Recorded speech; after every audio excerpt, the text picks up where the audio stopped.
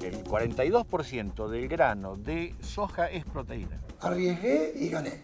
Y nunca más dejé de sembrarla hasta hoy. O sea que el 60% de nuestra superficie agrícola hoy es de soja. 60%. Si se desparramara todo ese dinero en el humano, no tendría que andar revolviendo a nadie basura.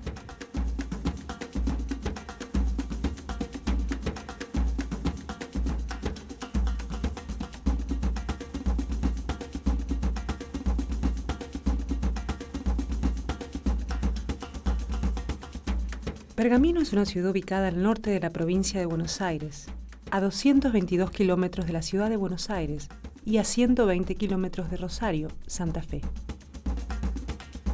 En 1997 fue declarada Capital Nacional de la Semilla, debido a su importante rol en la agricultura.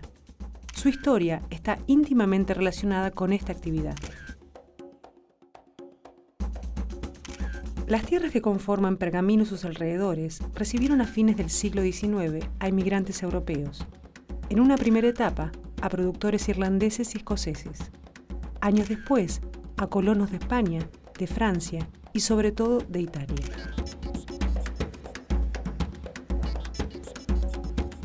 Se realiza por el año 1895 un loteo rural de una estancia muy famosa de gente de más de 10.000 hectáreas que se hace loteo y caminos rurales. Ahí llega mi abuelo de Italia y en el remate compra la fracción que hoy todavía pertenece al mismo grupo familiar. El 23 de octubre de 1895, Pergamino fue declarada ciudad por ley del Senado y por la Cámara de Diputados de la provincia de Buenos Aires. El ganado y la agricultura fue siempre el pilar de su producción. Los campos, en un principio, eran ganaderos, primero de vacunos y luego de ovinos.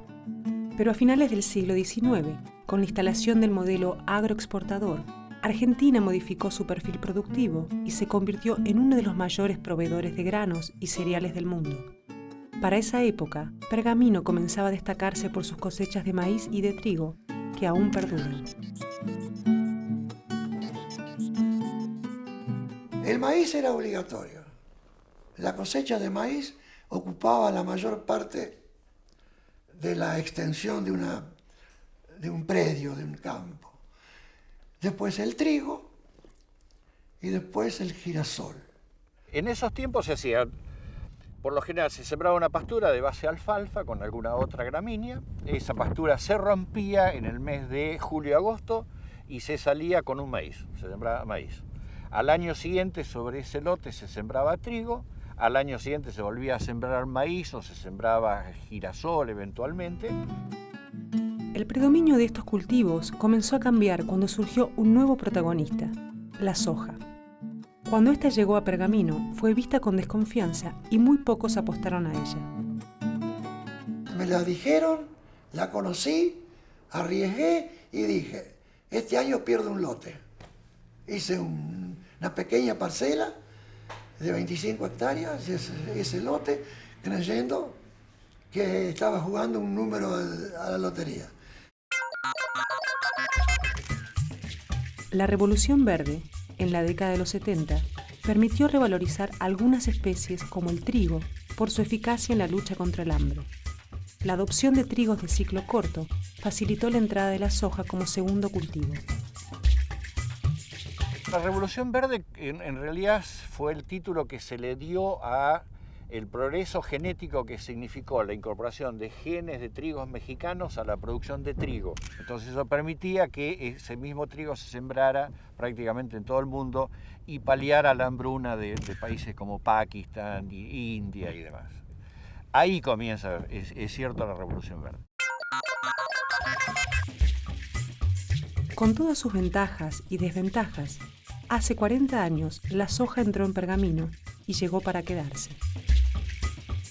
En esta zona, la Revolución Verde, además del trigo, incluye la incorporación de la soja. Es decir, los lotes que iban saliendo de la ganadería, muchos de ellos eran lotes que se reservaban para los caballos, se empiezan a cultivar con soja.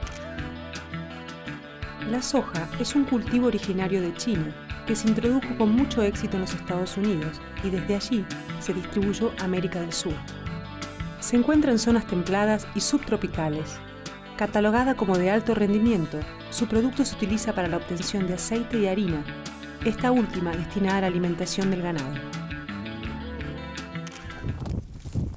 Esta es una planta no muy bien desarrollada de soja, en realidad porque esta rama verde no debería estar.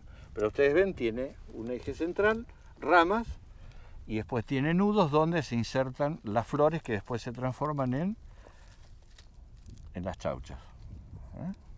¿Ven? Estos se llaman nudos, estas son las chauchas.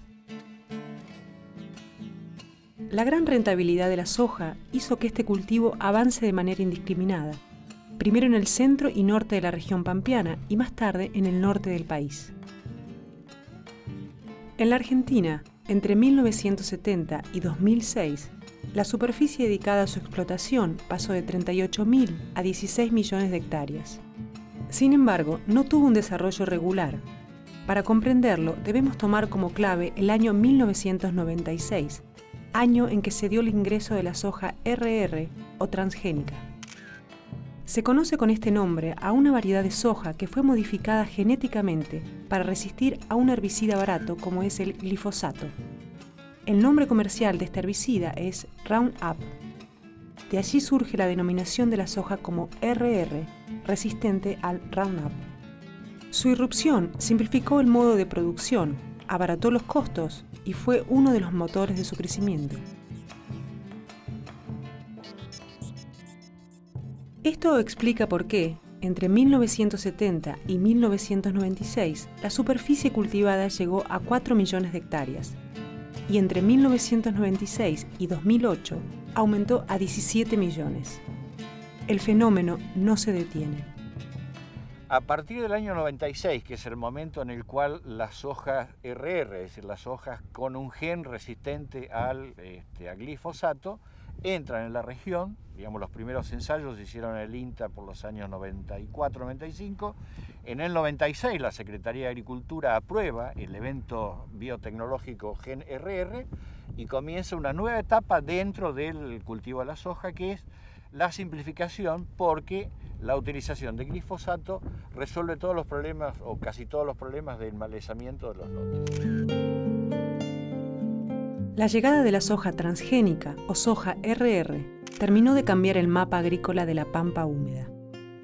La campaña pasada, en realidad, hubo 17 millones de hectáreas en el país sembradas con soja, de las 29 millones de hectáreas agrícolas del país, o sea, el 60%. Esto ha cambiado absolutamente la estructura productiva de la región pampeana. Lo que se hacía en esta zona era rotación de distintos cultivos, maíz, trigo, soja, centeno, cebada y otros más. 4 o 5 años, un cultivo tras otro, y luego 4 o 5 años de pasturas con especies forrajeras, para, entre otras cosas, la recuperación de los suelos en el periodo agrícola, la recuperación de materia orgánica de los suelos, de nitrógeno. Ahora viene la soja y desplaza a todos. No queda ni trigo, ni girasol, ni maíz, y menos vaca. A la vaca la saca de la zona Pergamino Roja Colón, que es la zona, creo, ideal para hacer maíz. La soja desplaza todo eso. Son muy claros los números. La soja lleva muy poco inversión en cuanto a la siembra, y cuando la cosecha, el precio que tiene lo sobrepasa todo. El maíz no tiene no puede competir con la soja porque el maíz lleva mucho gasto para sembrarlo. El trigo, el maíz y el girasol no fueron los únicos productos del campo desplazados por la soja. La ganadería también quedó relegada. Hoy justamente el valor de la hacienda no sirve para nada porque justamente los costos son altísimos. El personal, si bien es cierto, a nadie le alcanza lo que gana, pero cuesta. Cuando un patrón tiene que sacar la plata del bolsillo, le cuesta todo. Poner plata en el bolsillo hoy es sembrar soja y quedarse a tomar mate sentadito y esperar que le paguen la soja y nada más. El avance de la soja hizo que la ganadería cediera sus campos de pastoreo para realizar cultivos. Por eso la mayoría de los animales se crían en corrales. Este modo de producción tiene consecuencias directas sobre el tipo de carne que consumimos.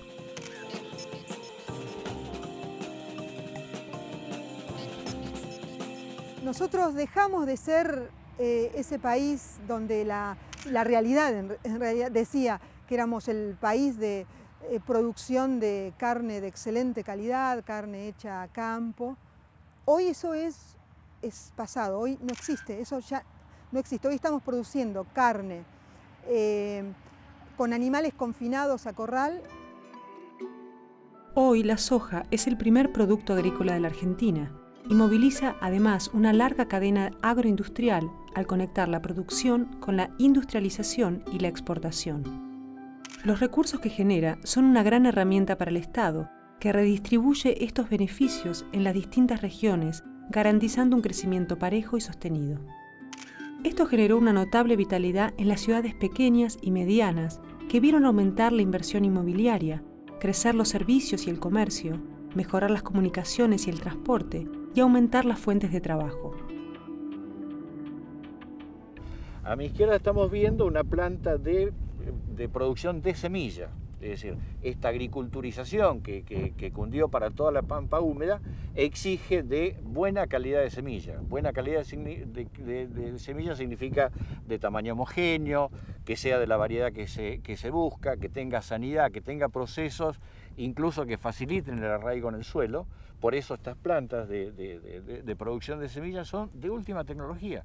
Y en esta planta trabajan no menos de 100 personas. Es decir, que muchos de los que dejaron de estar arriba del tractor hoy están trabajando en estas plantas. Sin embargo, toda la bonanza que trajo la soja tiene contracaras. Por un lado, el monocultivo y el uso de herbicidas son una presión altísima sobre el suelo y podrían representar una amenaza para el futuro ambiental de la región. Por el otro, la desigualdad en la distribución de las ganancias que este grano genera.